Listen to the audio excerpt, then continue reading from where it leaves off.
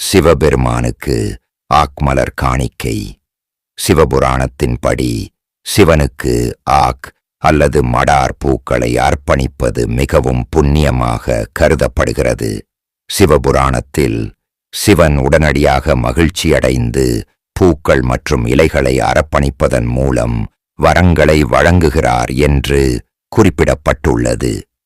எனவே இது சிவபெருமானுக்கு ஒரு முக்கியமான பிரசாதம். ஆக் மண்பசந்த அல்லது சிவனுக்கு விருப்பமான மலர் என்று விவரிக்கப்படுகிறது.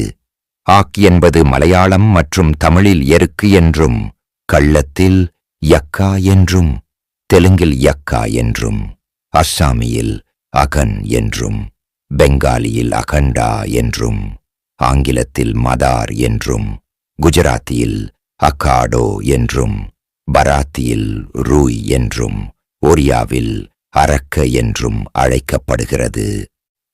நாவரத்தின் இலைகள் நீரிழிவு மற்றும் உடல் பருமனை குணப்படுத்த பயன்படுகிறது. செடியின் வேரில் இருந்து தயாரிக்கப்படும் பேஸ்ட் தோல் நோய்களை குணப்படுத்த பயன்படுகிறது. ஆகை பூக்கள் சிவனுக்கு பிடித்தமானதாக இருப்பதற்கு காரணம், ஆகாயத்தின் இலைகளில் இருந்து வடியும் பால் விஷமானது, கண் பார்வையை கெடுக்கும் ஆற்றல் கொண்டது. விஷத்தை அமிர்தமாக மாற்றுவது சிவனுக்கு மிகவும் பிடித்தமானது.